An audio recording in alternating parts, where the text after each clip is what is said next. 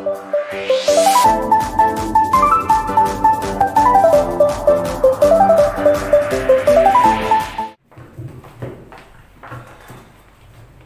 kita berdoa. Bapa Surgawi, kami datang kepadamu, kami buka hati kami untuk mendengar Engkau berbicara kepada kami ya Bapa. Tuhan, biarlah Roh-Mu yang kudus yang akan berbicara kepada kami pribadi sehingga kami mulai berkenan dan kami boleh menyenangkan hati-Mu ya Tuhan. Berbicaralah ya Tuhan, kami siap mendengar. Di dalam nama Tuhan Yesus kami berdoa. Haleluya. Amin. Silakan duduk. Salam. Salam. Puji Tuhan. Saudara-saudara kasih Tuhan, hari ini kita berbicara tentang orang Kristen yang sukses. Amin. Nah, tentunya semua orang ingin hidupnya sukses, ya. Ada yang gak pengen sukses? Tapi hari ini kita mau belajar bersama-sama seperti apa sih orang Kristen yang sukses itu. Ya, kita akan belajar bersama-sama dari firman Tuhan. Kita lihat dulu pertama. Oke, ya. Apa sih sukses itu buat saudara-saudara sekalian? Ya, apa sih sukses? Coba anak muda dulu yang mau kasih pendapat, sukses itu apa? Anak muda, mungkin Putra dulu. Sukses itu apa Putra? Sukses banyak uang. Hah? Banyak uang. Ya, buat. Menurut Putra, sukses itu banyak uang. Ada lagi yang lain? Yang di belakang. After kira-kira gimana? Sukses itu? Sukses itu apa ya? Banyak apa? Ini banyak uang, sana banyak apa? Bahagia mungkin. Bahagia, ya sukses itu bahagia. Kalau sekarang yang tua apa Pung? Apa Pung? Sukses itu apa Pung? Bahagia keluarga sih.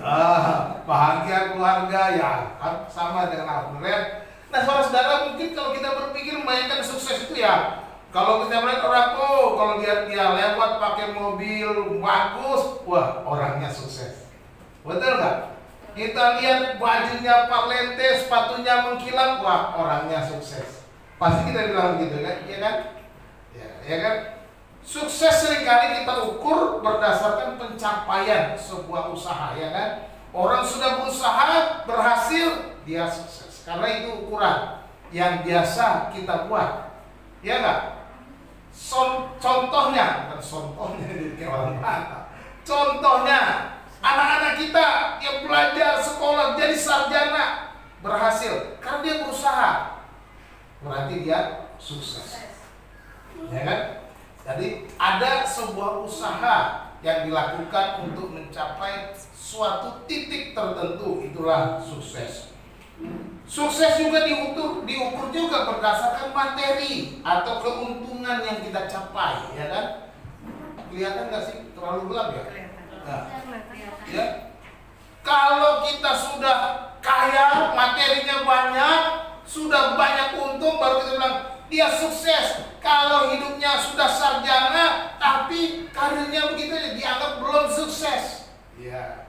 Jadi ada juga orang mengukurnya berdasarkan materi, keuntungan-keuntungan yang dicapai. Nah, saat ini kita akan belajar bagaimanakah seharusnya kesuksesan orang Kristen. Orang Kristen loh, bukan bicara duniawi. Menjadi seseorang itu disebut sukses sebagai orang Kristen itu seperti apa? Kan gitu kan? Sukses. Kita akan belajar dari prinsip hidup dari Rasul Paulus ya. Kita akan membaca bersama-sama dari kitab Filipi pasal 1 ayat 21 dan ayat 22. Nah, ini dia. Kita baca Filipi 1 ayat 21 dan 22. Kita baca bareng-bareng, pendek aja ayat-ayatnya ya. Kita mulai 1, 2, 3. Karena bagiku hidup adalah Kristus dan mati adalah keuntungan. Tetapi jika aku harus hidup di berarti bagiku bekerja memberi uang. Jadi mana yang harus kupilih? Aku tidak tahu. Rasul Paulus di dalam pergumulannya, di dalam komitmennya ikut Kristus, menjadi seorang Kristen, saya katakan inilah orang Kristen yang berhasil, inilah orang Kristen yang sudah sukses, yang benar-benar jadi orang Kristen gitu, gitu ya. Orang Kristen yang sukses benar-benar jadi orang Kristen. Nah, jadi mari kita sekarang setelah belajar hari ini kita mau melihat diri kita. Apakah saya sudah benar-benar sukses? Ataukah benar-benarkah saya jadi seorang Kristen yang benar gitu? Itu yang saya mau pada hari ini. Bukan bicara soal apakah saya sudah menjadi kaya. Bukan itu. Tapi apakah saudara dan saya sudah menjadi seorang Kristen yang benar? Seorang Kristen yang benar itu seperti apa? Kita belajar dari Rasul Paulus ini ya. Ada 3 kunci sukses yang diajarkan di sini, kita bisa pelajari dari kitab Filipi ini ya. Ada 3 kunci sukses yang harus kita ingat ya. Yang pertama, Paulus katakan kita harus fokus kepada Kristus. Nah, ini dia. Orang Kristen yang benar, dia harus fokus kepada siapa? Pada Kristus. Karena dia bilang orang Kristen. Kristen berarti artinya seorang Kristus kecil, pengikut Kristus, ya kan? Atau sama dengan Kristus kecil, ya itu.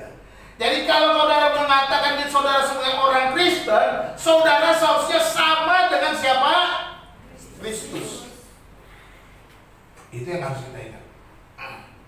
Sebagaimana dikatakan Rasul Paulus dalam ayat tadi, karena bagiku hidup adalah Kristus. Tidak kata.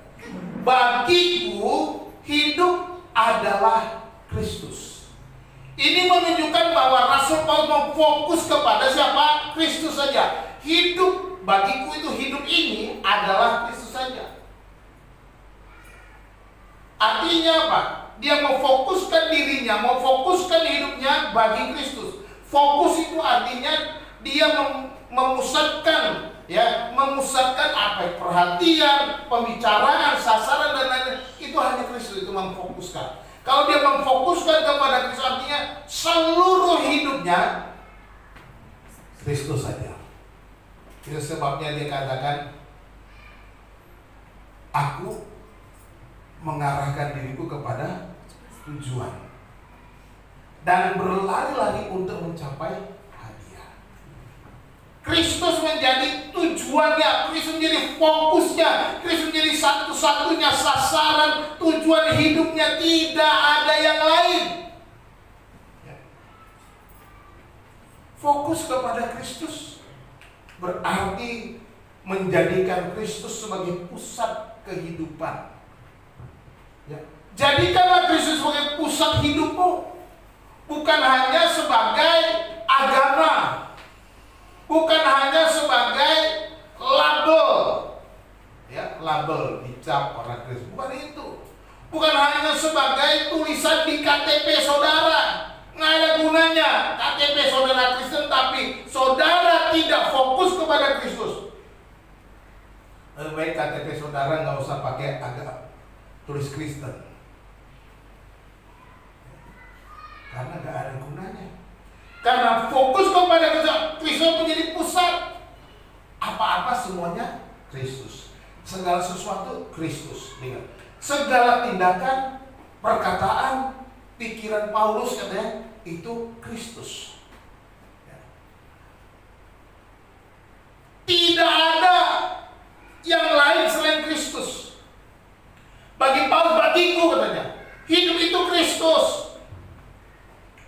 Itu sebabnya ketika dia berada di dalam penjara, ketika dia menulis surat ini di penjara pun dia, bagaimana Kristus dimuliakan, bagaimana Kristus diberitakan, bagaimana orang lain dan Kristus itu ada di dalamku. Bagaimana Kristus itu dinyatakan di dalam kehidupannya sehingga orang-orang di sekitarnya di dalam penjara itu tahu siapa Paulus. Ketika dia melihat Paulus, orang melihat Kristus itu ada. Kristus menjadi pusat. Jadi kita sebagai orang percaya harus dilihat, oh ini orang Kristen. Jangan sampai saudara abu-abu, saudara nggak kelihatan sebagai seorang Kristen, saudara sama dengan orang-orang lain. Orang di luar sana nipu, saudara ikut nipu. Orang di luar sana mencuri, saudara ikut mencuri. Orang di luar sana berzina, saudara ikut berzina. Maka kita pun tidak layak disebut Kristen. Jadi mari kita fokus pada Kristus. Menjadikan Kristus itu berbeda. Bagi Paulus yang tadinya membenci pengikut-pengikut Kristus, Paulus yang tadinya mau menghabisi orang-orang Kristen, justru dia menyerahkan hidupnya kepada Kristus. Setelah dia berjumpa dengan Yesus, setelah dia mengenal Yesus, setelah dia diubahkan oleh Yesus, maka bagi dia hidup adalah Kristus. Kemana dia melangkah? Kemana dia dibawa oleh Tuhan? Kristus. Kristus menjadi fokus, menjadi pusat hidupnya. Kristus menjadi segala-galanya. Salib Kristus menjadi berita yang paling penting, yang paling utama yang dilakukan oleh Rasul Paulus. Sekalipun dia mengalami ancaman, sekalipun dia mengalami aniaya, sekalipun dia harus masuk penjara, tetapi Kristus tetap diberitakan oleh Rasul Paulus. Karena apa? Bagiku hidup itu Kristus,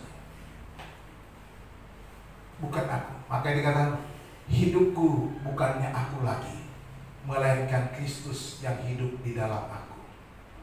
Itu yang dia katakan. Hidupku ini bukanlah aku lagi, bukan Paulus lagi, tapi Kristus yang hidup di dalam diriku. Ini yang harus kita miliki sebagai seorang Kristen yang baru. Saudara bilang, saya mau jadi seorang Kristen sejati, saya harus katakan hidupku ini adalah Kristus. Yang ada di dalamku itu Kristus, bukan lagi Ferdinand, bukan lagi diriku, bukan lagi egoku, bukan lagi kedaginganku, bukan lagi keinginan-keinginan seduniawi yang selalu mengangkat aku untuk mau ini, mau itu, dan sebagainya. Kita harus jadikan Kristus. Hidup kita berpusatkan kepada Kristus. Arti kita hanya mau mengagungkan Kristus. Tinggikan Kristus, muliakan Kristus, beritakan Kristus, jadikan Kristus itu menjadi berita utama di dalam hidup kita, sehingga orang lain melihat hidupmu berbeda. Kalau kau sama dengan tetanggamu yang lainnya, bagaimana cara hidupmu, maka orang bilang, ini bukan orang Kristen. Saudara belum berhasil menjadi seorang Kristen, belum sukses jadi orang Kristen. Kita sebagai orang Kristen harus sukses jadi orang Kristen, bukan sukses jadi orang kaya. Sukses jadi orang, sukses menjadi seperti Kristus dengan fokus kepada Kristus. Segala rencana dan harapan yang ada pada kita hanya Kristus. Padanya tindakan, perkataan, pikiran, rumah, rencana. Kalau sudah punya rencana saudara, pikirkan baik-baik apakah Kristus dimuliakan di dalam rencanamu. Segala harapan-harapanmu, segala cita-cita, apakah Kristus dimuliakan di sana? Apakah Kristus menjadi pusat daripada segala pencapaian yang akan engkau raih? Itulah orang Kristen yang sukses. Ya. Jadi jangan biarkan ada celah atau peluang bagi sesuatu yang lain. Paulus tidak membiarkan ada celah-celah dalam hidupnya atau peluang-peluang yang lain selain daripada Kristus. Ini luar biasa. Ketika saya baca kisah Paulus dari kisah para rasul, dari surat-suratnya, tidak dibiarkannya ada celah di dalam hidupnya untuk meninggalkan Kristus, untuk mempermalukan Kristus. Ada. Bayangkan, kita coba lihat dalam Kisah Rasul pasal 26 ayat 24. Kisah 26 ayat 24. Kok nggak mau?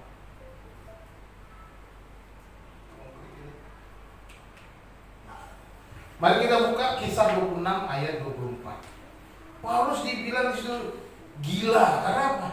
Karena dia cuma beritakan Kristus terus. Nggak sampai dia bilang gila. Ya, satu orang silakan baca Kisah 26 ayat 24. Sementara Paulus mengemukakan semuanya itu untuk mempertanggungjawabkan pekerjaannya, berkatalah Festus dengan suara keras, "Engkau gila, Paulus, ilmumu yang banyak itu membuat engkau gila." Ketika Paulus di hadapan Festus dan juga di hadapan Herodes Agripa, dengan berani Paulus memberitakan siapa? Kristus sendiri. Sehingga dia menantang, maukah kau percaya? Lalu Festus bilang, kau gila Paulus, ilmumu yang banyak itu buat kau gila. Inilah orang yang benar-benar hidupnya untuk Kristus mungkin akan dikatakan gila. Mungkin bisa disebut tergila-gila kepada Yesus kita. Ya. Orang kata, oh nih Paulus kok gila, ilmumu yang banyak itu buat kau gila. Ya beritakan Yesus saja. Lalu dia ayat 25 dikatakan aku nggak gila. Ya. Orang lain akan menilai kita mungkin gila, gila kamu orang Kristen, gila orang Kristen itu. Dikit-dikit Yesus, dikit-dikit Yesus, gila kali. Ya fokusnya Kristus saja. Ini yang dilakukan oleh Rasul Paulus. Jadi fokus kepada Kristus. Kemana dia melangkah, apa yang dia lakukan, apa dia katakan, semuanya hanya Kristus. Fokus hidupnya, bagiku hidup adalah Kristus. Ketika dia sudah mengenal Kristus, ketika dia sudah berjumpa Kristus, Kristus menjadi segala-galanya bagi Paulus. Itu yang harus kita lakukan. Ketika kita sudah berjumpa dengan Yesus, Yesus harus segala-galanya. Kaulah segalanya di dalam hidupku. Mari kita benar-benar katakan itu dari hati. Ketika kita berkata kaulah segalanya di dalam hidupku, jadikan Kristus itu menjadi seluruh kehidupan saudara. Tidak ada yang lain. Yesus segala-galanya, Yesus number one, Yesus nomor satu, Yesus di hatiku, hidupku hanya untuk Kristus. Itu orang Kristen yang benar-benar jadi orang Kristen. Yang kedua, mungkin ini menakutkan buat saudara. Yang kedua, tidak takut kematian. Amin. Benar. Orang Kristen yang sejati, orang Kristen yang sukses, artinya sukses menjadi orang Kristen itu tidak takut mati. Ya, nggak takut mati. Ya. Apa yang Paulus katakan? Mati adalah keuntungan, katanya. Mati adalah keuntungan. Masih saya ingat waktu kita merintis di jemaat pada tahun 98 di sebelah sana. Ada orang ngancam saya mau dibunuh.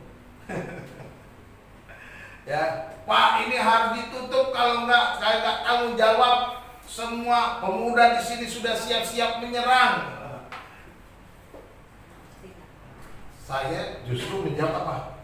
Kalau terjadi apa-apa dengan tempat ini, saya cari kamu. Artinya saya nggak takut mati. Pada waktu ruko dibeli, ditanya oleh Bapak Pendeta Scofield, kamu nggak takut mati, katanya. Pertanyaannya begitu waktu mau beli ruko. Kamu nggak takut mati? Saya jawab apa? Pak, kalau soal mati, Bapak mau pergi kemana saja, kalau waktunya mati pasti mati, saya bilang. Kalau saya memang memang mati di sana, di ruko itu, ya saya siap mati.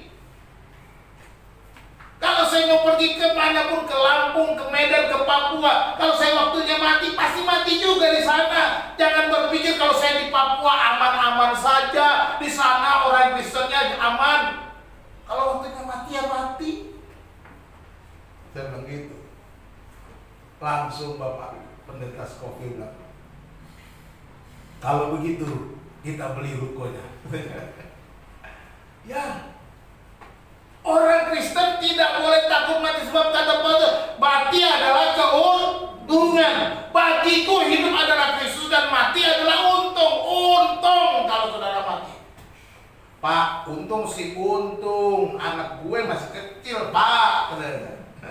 Pak, untung sih untung. Gue belum jadi sarjana, Pak. Masih juga begini, Pak. Pak, untung sih untung. Belum kawin, Pak. Emangnya mau cari apa sih di dunia ini? Ya, mau cari apa? Paulus buktinya, setelah dia jumpa Yesus, dia bilang, mati itu untung. Gue nggak takut mati. Kenapa? Buktinya dia panjang umurnya, masuk penjara, keluar penjara, dilempari orang, nggak mati-mati. Belum waktunya mati, nggak mati. Artinya kita seorang tidak perlu takut mati. Mati bukan sesuatu yang menyeramkan. Kalau kita suka dengar nasihat orang di rumah duka bilang, kematian adalah pintu menuju keabadian. Betul nggak? Wah, enak dengar. Dengar itu, jadi tetaplah bersabar, tetaplah kuat karena kematian pintu menuju keabadian. Siapa yang mau duluan, jangan saya. Biar yang lain dulu lah. Tadi ngomongnya gampang. Ya memang. Kematian yang pintu menuju keabadian. Siapa yang mau duluan? Ya terserah Tuhan. Amin. Tuhan yang tentukan, bukan kita. Ya, ingat baik-baik. Bukan saudara, bukan saya pendeta yang tentukan. Oh, si A duluan mati, si B kedua. Nggak bisa kita buat jadwalnya. Nggak bisa. Jadwalnya itu rahasia Tuhan. Tuhan yang punya jadwal. Jadi nggak usah takut mati. Jadi kalau ada yang mati dipanggil Tuhan, ya sudah waktunya itu dan kita bersyukur. Bagaimana nanti si asli anaknya bagaimana? Ya itu urusan Tuhan. Ya itu urusan Tuhan. Tuhan nggak pernah kewalahan kok. Kok saudara mau mikirin ngurusin anak orang? Penduduk di dunia ini ada berapa miliar sekarang? Hah? Lebih dari 5 miliar. Hah? Seluruh dunia. Lebih dari 5 miliar sekarang. Tapi Tuhan kewalahan nggak ngurusinnya? Enggak tuh. Alam semesta ini begitu hebat, luar biasa luasnya. Tapi Tuhan kewalahan nggak ngaturnya? Enggak tuh. Jadi saudara nggak usah pusing dengan masalah rumah tangga, masalah masa depan. Semua Tuhan sudah atur, amin. Jadi orang Kristen yang sukses itu tidak takut mati, amin. Seorang Kristen yang sejati tidak pernah takut kematian. Kematian adalah keuntungan bagi seorang, untung katanya. Ya. Kematian itu keuntungan kata Paulus. Paulus tahu. Ya. Bagiku hidup adalah Kristus dan mati adalah keuntungan. Ya kan? Kemudian dia bilang apa lagi? Ayat 22. Tetapi jika aku harus hidup di dunia ini, itu berarti bagiku bekerja memberimu. Jadi mana yang harus kupilih? Aku tidak tahu. Aku ayat 23. Aku didesak mau ke sini mau ke situ katanya. Lebih baik. Enak kan? Pergi ke sana kata Paulus. Tapi demi kamu aku mau tinggal di dunia ini. Jadi kita lihat semuanya sudah diatur Tuhan. Paulus sudah diatur Tuhan. Jadi nggak usah takut. Mati adalah Lebih baik aku ke sana, kata Paulus. Tapi oleh karena kamu aku masih di sini. Jadi jangan kita takut kepada kematian. Tuhan tahu, Tuhan mengatur segala masa waktu hidup seseorang. Ya. Ada orang yang umurnya panjang, ada orang yang umurnya pendek. Ya. Itu semua waktu Tuhan. Ada orang yang dipanggil Tuhan karena sakit, tapi ada orang yang dipanggil Tuhan tidak karena sakit. Jadi semuanya itu waktu Tuhan. Selalu saya ulang-ulangi, kematian itu waktu Tuhan. Bukan karena saudara sakit, kalau saudara pasti mati, belum tentu mati. Ada banyak orang sakit, panjang-panjang, panjang umur, sembuh terus. Ya. Jadi kita tidak perlu takut kematian, karena kematian adalah keuntungan. Jika kita tidak takut mati, bukan berarti kita akan mati, ya. Kalau kita nggak takut mati, bukan berarti kita juga akan mati. Oh, saya nggak takut mati bukan berarti saya mau mati aja, bukan. Paulus itu kan bukan berarti dia mau mati. Makanya mana yang harus gue bilang, aku nggak tahu, semuanya baik, tapi lebih enak di sono katanya. Tapi karena aku hidup, aku mau di sini untuk kamu. Itu yang dikatakan kepada jemaat di diri. Jadi kematian adalah waktunya Tuhan. Ancaman, sakit, penyakit, tekanan tidak akan mendatangkan kerugian bagi orang percaya. Loh, kok gitu Pak? Ya, setiap ancaman, setiap sakit penyakit, setiap masalah tekanan yang kita hadapi tidak akan mendatangkan kerugian. Karena janji Tuhan apa? Allah turut bekerja dalam segala sesuatu untuk mendatangkan apa? Kebaikan. Itu janji Tuhan. Tuhan berjanji untuk mendatangkan kebaikan. Dia bekerja dalam ancaman, dia bekerja dalam sakit penyakit, dia bekerja dalam tekanan, dia bekerja mengizinkan segala sesuatu. Dia bekerja untuk mendatangkan kebaikan bagi orang-orang yang mengasihi Dia. Saudara dan saya yang mengasihi Tuhan, sekalipun saudara mengalami ancaman, sekalipun saudara mengalami tekanan dan segala macam sakit penyakit, Tuhan mau mendatangkan kebaikan bagi hidup saudara. Katakan amin. Dia mau mendatangkan kebaikan. Nggak akan ada kerugian di sana. Ya, mungkin saudara berkata, oh rugi loh Pak, badanku sakit-sakitan. Tapi ada rencana Tuhan di balik semuanya itu. Keuntungan yang Tuhan berikan, kasih-Nya dinyatakan, pemeliharaannya dinyatakan, kebaikannya dinyatakan. Di sanalah menunjukkan bahwa Tuhan bekerja di dalam segala sesuatu untuk mendatangkan kebaikan bagi kita. Oleh sebab itu, saudaraku dikasihi Tuhan, marilah kita menghadapi segala penderitaan, ancaman itu sebagai memikul salib. Ya. Pikul salib. Yesus bilang apa? Kalau kau mau ikut aku, kau harus menyangkal diri dan memikul salib. Inilah yang dilakukan oleh Rasul Paulus. Memikul salib. Yesus memikul salib ke mana? Kemana Yesus pikul salib? Ke Golgota. Terus ngapain? Mati disalibkan. Artinya, kalau saudara mau memikul salib, pikul saja. Menuju kematian, ya sudah, mati itu untung. Perjalanan memikul salib kan nggak langsung mati kan gitu. Hidup kita ini seharusnya tiap hari kan pikul salib. Cuma berapa lama kita pikul salib sampai kita mati? Kita nggak tahu. Ya. Kita harus pikul salib, memikul salib untuk menyenangkan hati Tuhan, untuk memuliakan Tuhan, menghadapi semua penderitaan. Jadi jangan takut mati. Bapak Ibu saudara-saudara, sekarang saya mau tanya, siapa di sini yang sekarang masih takut mati? Ada? Puji Tuhan, udah gak takut mati lagi. Siapa yang mau mati duluan? Nggak ada lagi, kita nggak usah takut mati. Karena apa? Mati waktunya tuh, waktunya Tuhan. Ini orang Kristen yang benar. Jangan dikit-dikit nanti kalau mati kita bagaimana nih? Memang kita perlu berserah kepada Tuhan. Bukan berarti nggak takut mati, jangan sampai salah tafsir ya. Saya nggak takut mati, tiba-tiba ada orang mau golok saudara, ayo golok saya. Ya itu mah namanya sok jagoan. Bukan nggak takut mati, itu sok jagoan mencoba itu. Bukan berarti begitu.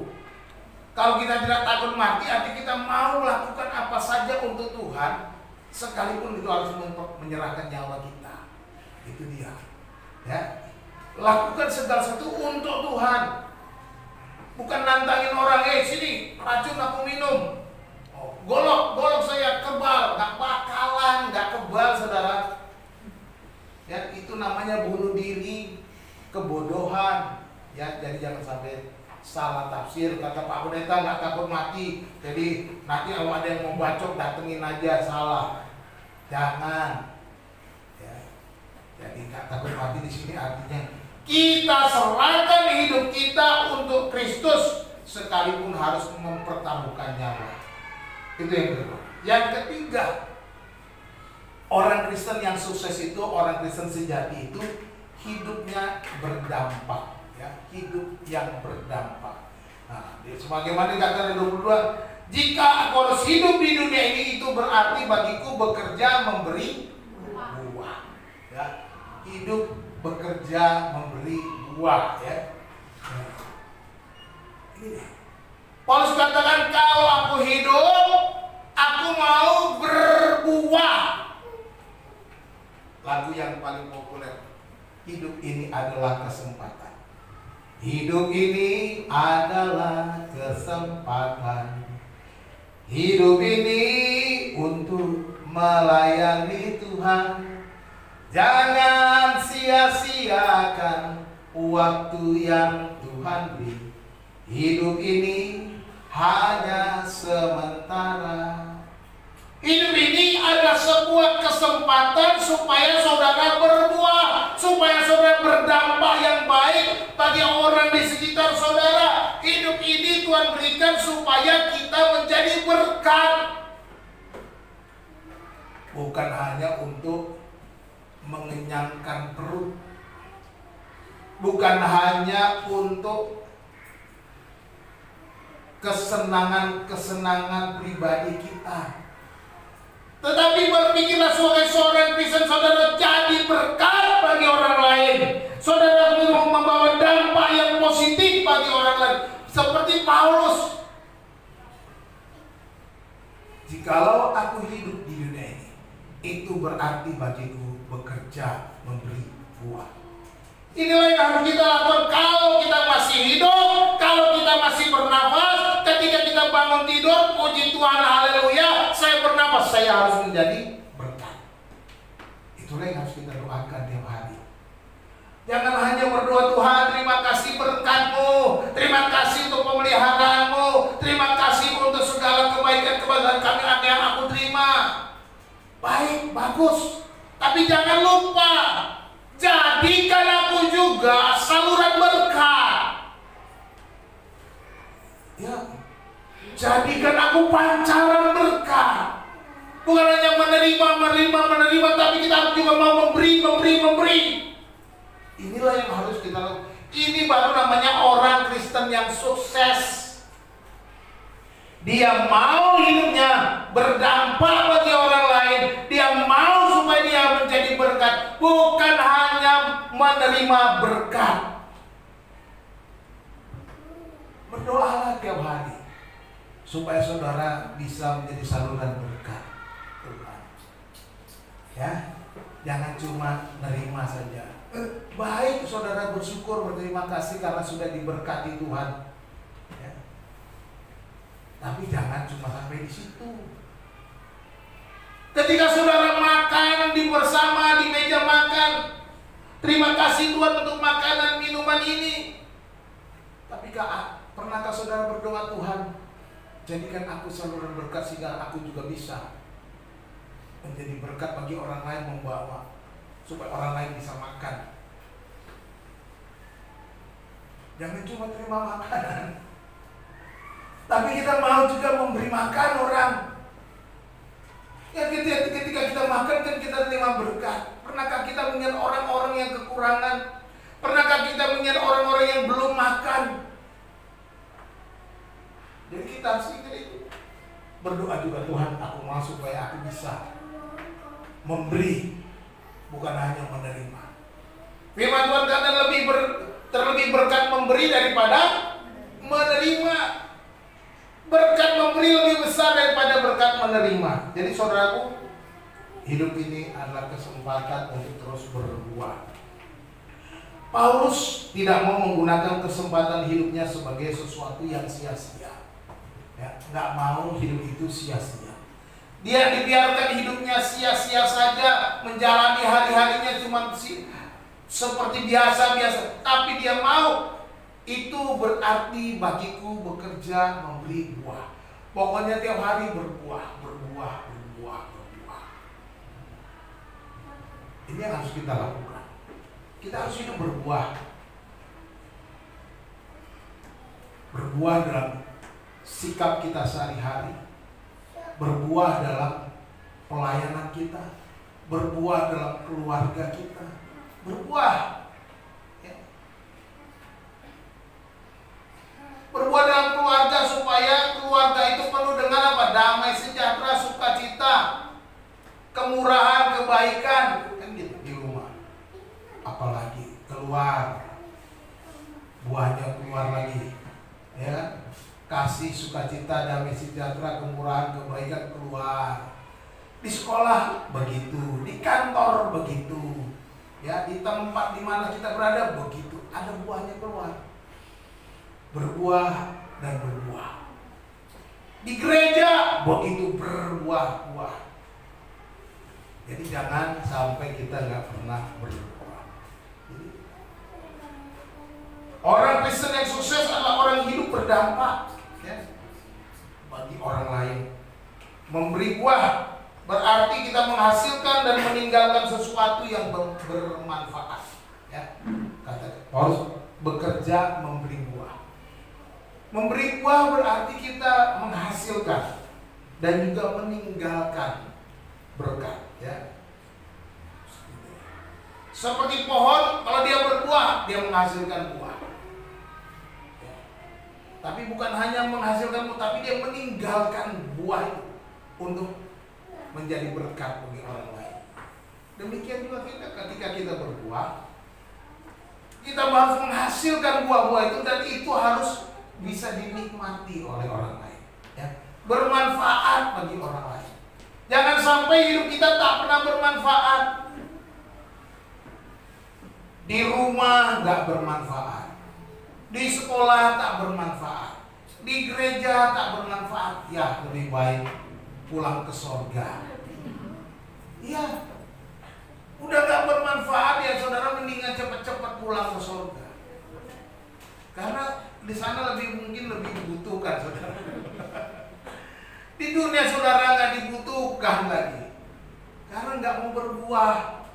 Tuhan sudah kasih kesempatan gak berbuah. Lihat contohnya, Yohanes ketika melihat pohon ara gak berbuah, dikutuk pohon ara. Udah gak berbuah, udah dikutuk saja. Jadi jangan sampai saudara tidak didapati lagi berbuah, dikutuk saja, mati, pulang ke surga. Ya gitu. Jadi harus berbuah mulai dari sekarang. Tekad, hari ini aku berjanji, aku mau berbuah. Jangan sampai aku pulang ke surga secepatnya belum ada buah. Jangan sampai malu-maluin itu pulang ke surga nggak ada buahnya. Ya. Kalau saudara udah berbuah mau pulang ke surga nanti, wah, saudara mendapatkan mahkota yang diberikan oleh Tuhan kepada saudara. Tapi kalau saudara belum pernah berbuah, tidak dimuliakan, tidak diberi mahkota, masuk surga cuma seperti, kalau Paulus bilang, seperti keluar dari dalam api. Saudara seperti rumput kering jerami katanya, yang keluar dari dalam api yang gosong itu, nggak ada. Jadi kita harus berbuah. Jadi orang Kristen yang tak berdampak adalah orang Kristen yang gagal, ya. Orang Kristen yang tidak berdampak itu adalah orang Kristen yang gagal. bukan orang Kristen yang sukses. Ya. Orang Kristen yang sukses itu harus berbuah. Jangan menjadi orang Kristen yang gagal. Jadi tidak ada pilihan lain, kata Paulus. Jika aku harus hidup, tidak ada pilihan lain, itu berbuah. Jangan sampai ada pilihan-pilihan yang lain.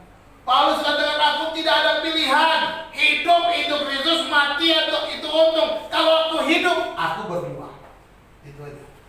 Nggak ada pilihan.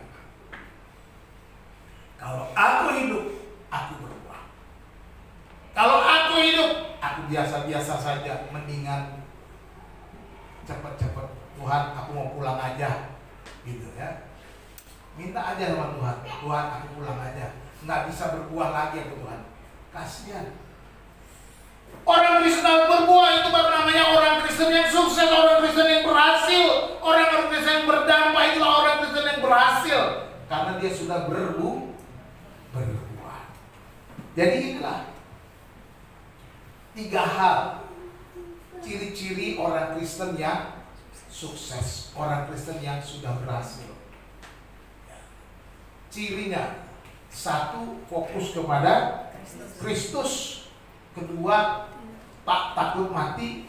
3, hidup berdampak. 3 ini. Ini baru saudara bisa bilang saudara sukses jadi orang Kristen. Kalau 3 ini tidak ada dalam hidup saudara, saudara gagal jadi orang Kristen. Karena mempermalukan Kristus. Ya. Apa fokus saudara sekarang? Pikirkan baik-baik. Apakah fokus hidupmu? Oh Pak, fokus hidup saya sekarang adalah uang. Kalau nggak ada uang Pak, hidupku susah. Ganti. Fokusmu sekarang adalah Kristus. Ya. Bukan hal duniawi, bukan uang dan lain-lain. Pak, bagaimana nanti kalau saya nggak punya uang? Siapa yang bilang kalau saudara fokus kepada Yesus nggak punya uang? Ya. Saya fokus kepada Kristus, melayani Tuhan sampai hari ini, tapi saya nggak kekurangan uang, Jadi kalau saudara benar-benar fokus kepada Kristus yang memelihara, katakan amin. Tidak takut mati. Pertanyaannya, apakah saudara sekarang masih takut mati atau tidak?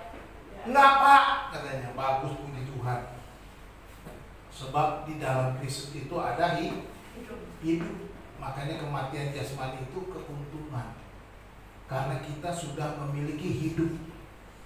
Hidup di dalam Kristus lebih berharga daripada hidup di dunia ini. Jadi nggak perlu takut. Sekalipun kita mati, kita tidak pernah mati saudara kita, karena kita memiliki hidup yang sejati di dalam Kristus. Nah, kalau kita hidup, apa yang akan kita lakukan? Apakah kita mau biasa-biasa saja? Kalau kita hidup, kita gunakan waktu sebaik mungkin untuk menjadi berkat. Mulai hari ini coba pikirkan, apa yang akan saudara perbuat? Coba lihat kiri kanan tetangga. Ya. Apa yang saudara bisa buat dengan tetangga saudara? Iya. Mulai pikirkan. Pikirkan tetangga saudara, jangan sampai saudara pikirkan diri saudara sendiri. Tapi Pak, saya belum bisa Pak. Ekonomi saya masih sedikit Pak, nggak bisa buat sesuatu. Dari yang sedikit itu, lakukan sesuatu. Menjadi berkat nggak tunggu kaya. Dari hal-hal kecil, ketika saudara sudah melakukannya, maka saudara akan ditambah-tambahkan. Katakan amin. Ya. Yesus bilang, barang siapa setia dalam perkara-perkara kecil, dia juga akan setia dalam perkara-perkara yang besar. Orang-orang yang setia dalam perkara-perkara kecil akan dipercayakan juga perkara-perkara yang besar. Kalau saudara yang kecil-kecil, saudara tidak bertanggung jawab, bagaimana Tuhan mau kasih yang besar? Saudara dikasih berkat 1 juta sebulan, saudara tak bertanggung jawab, bagaimana